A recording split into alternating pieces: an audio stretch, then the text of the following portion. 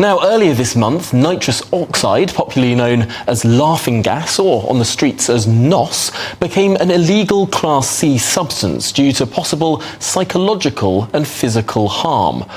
But what's the point if the law can't be enforced? Alison Hernandez, Conservative Police and Crime Commissioner for Devon and Cornwall, has declared war on Class B and C drugs like laughing gas, cannabis, and describing extra laws and the enforcement of them as being pathetically weak.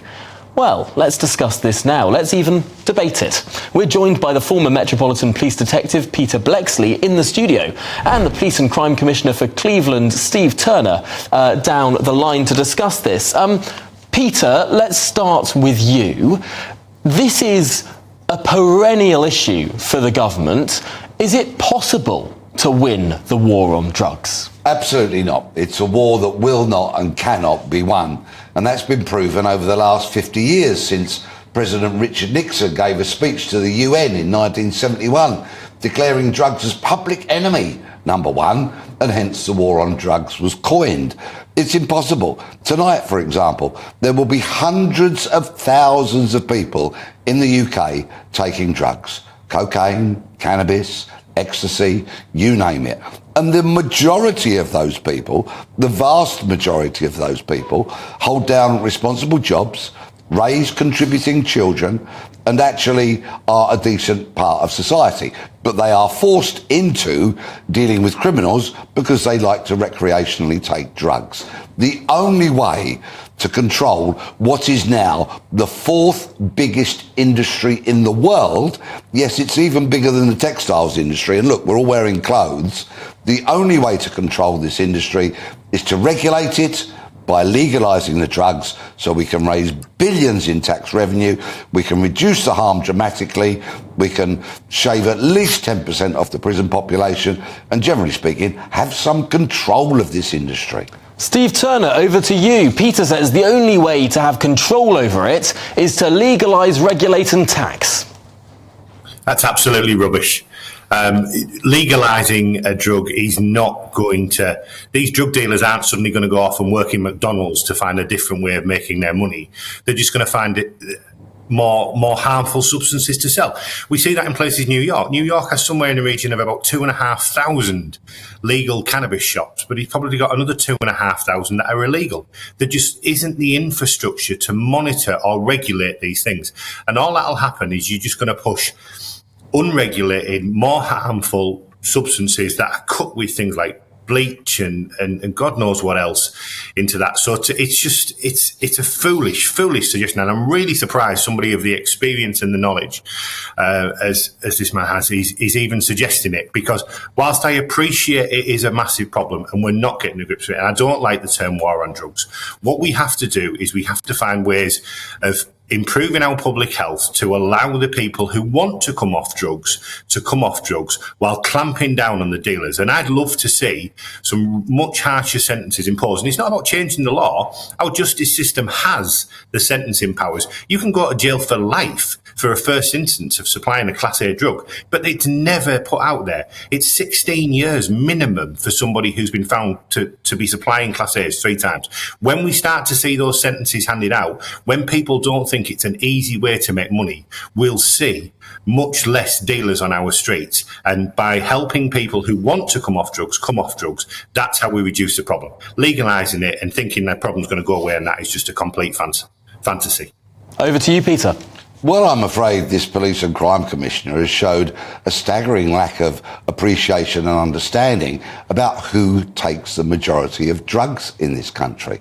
The problematic drug users, the hapless heroin addicts and the such like, of course deserve services, but the overwhelming majority of people who will finish work tonight and get themselves wrapped around a gram of cocaine or a joint, for example, of cannabis, will be the painters and decorators, the chippies, the sparks, the plumbers, the scaffolders, the city boys who will be drinking champagne along with their cocaine, and they are the overwhelming majority of people who take drugs.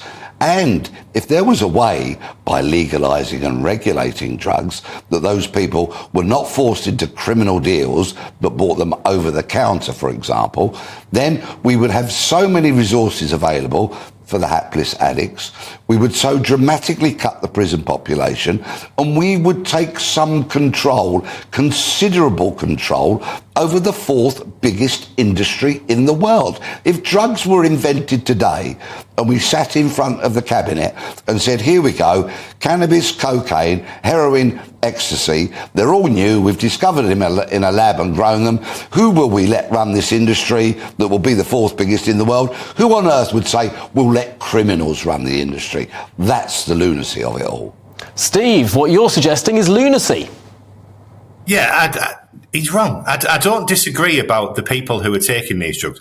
Why don't we take the passport off anybody caught? Any city boy, as you put it, or chippy, or painter and decorator, or sparky caught with it. Why don't we take their passport off them so they can't go on a family holiday this year?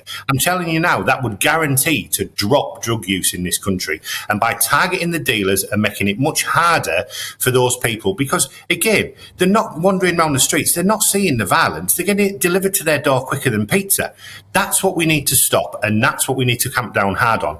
Not regulating it or putting it out there, because that just doesn't work. And what you're doing, those vulnerable people who you did mention, those are the people I'm concerned about, because they're the ones that are still going to go at the street dealers, and they're still going to be taking badly cut, high-strength drugs that are likely to kill them far quicker than what we've got now. Take the dealers off, target the dealers, and that's how we stop this. Steve, isn't one of the arguments that the reason why some drugs are cut with poisonous substances is because it's in the hands of the criminal gangs? Back when you could buy cocaine in Boots, back when Queen Victoria was enjoying her cocaine, as we know that she did, there were less problems with this stuff being cut with poisons.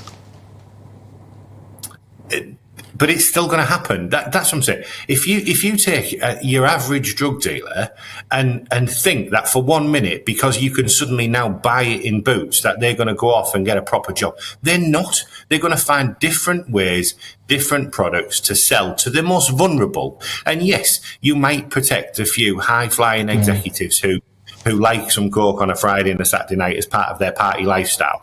You're not. You are potentially increasing the harm, right, and raising the tragedies amongst those who need our support most by not dealing with the drug dealers and burying your head in the sand that thinks because we've regulated it, all of those drug dealers are going to go work in McDonald's or in a supermarket somewhere. Now, Peter, finally to you, are you not living in cloud cuckoo land? There's no way that this government or any Western government is going to legalise the roster of drugs that you suggested. Well, many enlightened Western governments have already adopted a different drugs policy, and there, in countries like Portugal, for example... Decriminalisation, not legalisation. Yes, I know. It's a bit of a halfway house, but it's a step in the right direction. We've seen a dramatic reduction in the harm that drugs can cause. And talking of harm, prior to 1971, we had far fewer heroin addicts than we do now. In fact, they got their heroin from doctors on prescription. It was only since the Misuse of Drugs Act that heroin addict rates have gone sky high. Well, Peter and Steve, I wish we could continue this conversation further. I'm afraid we have run to the end of this slot, but we will get you both back because I know there is so much more to discuss.